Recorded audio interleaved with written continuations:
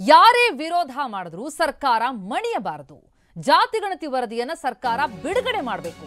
ಹೀಗಂತ ಶೋಷಿತ ಒಕ್ಕೂಟದ ಸಂಚಾಲಕ ರಾಮಚಂದ್ರಪ್ಪ ಎಚ್ಚರಿಕೆ ಕೊಟ್ಟಿದ್ದಾರೆ.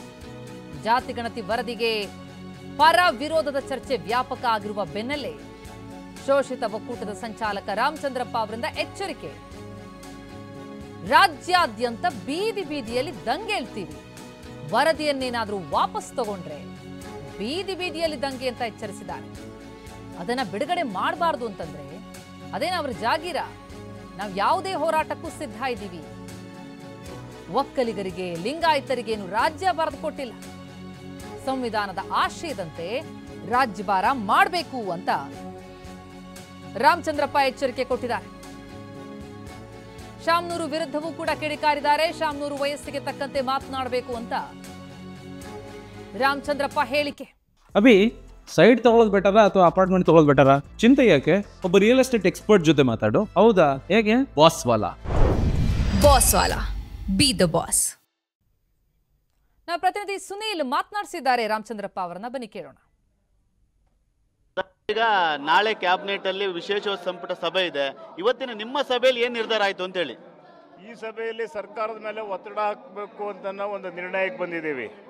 ಯಾವುದೇ ಕಾರಣಕ್ಕೂ ಯಾರೇ ವಿರೋಧ ಮಾಡಿದ್ರು ಅದಕ್ಕೆ ಮಣಿ ಇದೆ. ಸರ್ಕಾರ ಇದನ್ನ ಬಿಡುಗಡೆಗೊಳಿಸಬೇಕು, ಸಾರ್ವಜನಿಕ ಚರ್ಚೆಗೊಳಪಡಿಸಬೇಕು, ನ್ಯೂನತೆಗಳಿದ್ರೆ ಸರಿಪಡಿಸಬೇಕು, ಇದನ್ನ ಜಾರಿ ಮಾಡಬೇಕು ಅಂತ ಒತ್ತಾಯ ಮಾಡ್ತೀವಿ. ಈಗ ನೀವು ಬಿಡುಗಡೆಗೊಳಿಸಬೇಕು ಅಂತ ಸರ್ಕಾರಕ್ಕೆ ಒತ್ತಾಯ ಮಾಡ್ತಿದ್ದೀರಾ.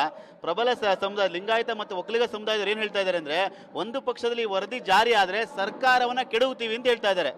ಬಿಡುಗಡೆ ಮಾಡೋದ್ರಲ್ಲಿ ಅವ್ರಿಗೇನಿದೆ ತೊಂದರೆ? ಅವ್ರಿಗೇನು ಕಷ್ಟ? ಬಿಡುಗಡೆ ಮಾಡೋದು, ಚರ್ಚೆ ಮಾಡಲಿ, ಅವರು ಬರಲಿ ಚರ್ಚೆಗೆ. ಅದನ್ನೇ ಅನುಷ್ಠಾನ ಮಾಡಿ ಅಂತ ಹೇಳಿಲ್ಲಲ್ಲ. ನಾವು ಅನುಷ್ಠಾನ ಮಾಡ್ಬೇಕಂತಂದ್ರೆ ಚರ್ಚೆ ಮಾಡಿ ನ್ಯೂನ್ಯತೆಗಳನ್ನು ಸರಿಪಡಿಸಿ ಅನುಷ್ಠಾನ ಮಾಡಿ ಅಂತ ತಾನೇ ಹೇಳಿದ್ದೀವಿ. ಅದನ್ನು ಬಿಡುಗಡೆನೇ ಮಾಡಬಾರ್ದು ಅಂತ ಅನ್ನೋದಕ್ಕೇನು ಇವರಪ್ಪನ ಜಾಗೀರ ಇದು?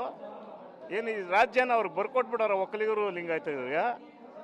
ಅಂದ್ರೆ ನಿಮ್ಮ ಹೋರಾಟ ಹೇಗಿದೆ? ಅಕಸ್ಮಾತ್ ತೀವ್ರ ಒತ್ತಡ ಏನಾದ್ರು ಬಂದು ಆ ವರದಿನ ಜಾರಿ ಮಾಡಲಿಲ್ಲ, ಬಿಡುಗಡೆ ಮಾಡಲಿಲ್ಲ, ನಿಮ್ಮ ಹೋರಾಟ ಹೇಗಿರುತ್ತೆ ಅಂತ ಹೇಳಿ? ಮಾಧ್ಯಮದವ್ರಿಗೆಲ್ಲರಿಗೂ ಬಹಳ ಚೆನ್ನಾಗಿ ಗೊತ್ತಿದೆ. ಈ ಶೋಷಿತ ಸಮುದಾಯಗಳು ಮೇಲಿದ್ರೆ ಎಂಥ ಸಮಾವೇಶಗಳು, ಎಂಥ ಹೋರಾಟಗಳನ್ನು ಮಾಡೋದಕ್ಕೆ ತಯಾರಿರ್ತಾರೆ ಅಂತ ಅನ್ನೋದು ಗೊತ್ತಿದೆ. ಅದನ್ನೇ ಅದೇ ರೀತಿಯಲ್ಲಿ ನಾವು ಮಾಡ್ತೀವಿ. ಶಾಮನೂರು ಶಿವಶಂಕರಪ್ಪ ಅವರು ಕಾಂಗ್ರೆಸ್ನ ಹಿರಿಯ ಮಾಜಿ ಸಚಿವರಿದ್ದಾರೆ. ಅವರೊಂದು ಹೇಳಿಕೆಯನ್ನು ಕೊಟ್ಟಿದ್ದಾರೆ. ಒಕ್ಕಲಿಗರು ಲಿಂಗಾಯತರನ್ನ ಬಿಟ್ಟು ನಮ್ಮ ಬಿಟ್ಟು ನೀವು ರಾಜಕೀಯ ಮಾಡ್ಲಿಕ್ಕಾಗತ್ತೆ, ವರದಿ ಜಾರಿ ಆಗ್ಲೇಬಾರ್ದು, ಸಂಪೂರ್ಣ ಅವೈಜ್ಞಾನಿಕ ಅಂತ ಹೇಳಿ. ಲಿಂಗಾಯತರಿಗೂ ಈ ರಾಜ್ಯನ ಬರ್ಕೊಟ್ಟಿಲ್ಲ ಯಾರೂ. ಸಂವಿಧಾನ ಇದೆ, ಸಂವಿಧಾನದ ಆಶಯಗಳ ಪ್ರಕಾರ ರಾಜ್ಯ ಭಾರ ಮಾಡಬೇಕು. ಆಮೇಲೆ ಇವರು ಶಾಸಕರುಗಳು ಏನು ಎಲ್ಲ ಶಾಸಕರುಗಳನ್ನು ಕೊಂಡಿಟ್ಕೊಂಡವ್ರ? ಇವರು ಶಿವಶಂಕರಪ್ಪ ಕೊಂಡಿಟ್ಕೊಂಡವನ? ಸಾಹುಕಾರ ಇರ್ಬೋದು, ಕೊಂಡಿಟ್ಕೊಂಡವನ? ವಯಸ್ಸಾಗದೆ ವಯಸ್ಸಿನ ತಕ್ಕಂತೆ ಮಾತಾಡಬೇಕವಯ್ಯ.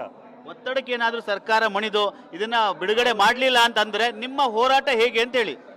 ರಾಜ್ಯಾದ್ಯಂತ ಬೀದಿ ಬೀದಿಯಲ್ಲಿ ದಂಗೆ ಹೇಳ್ತೀವಿ.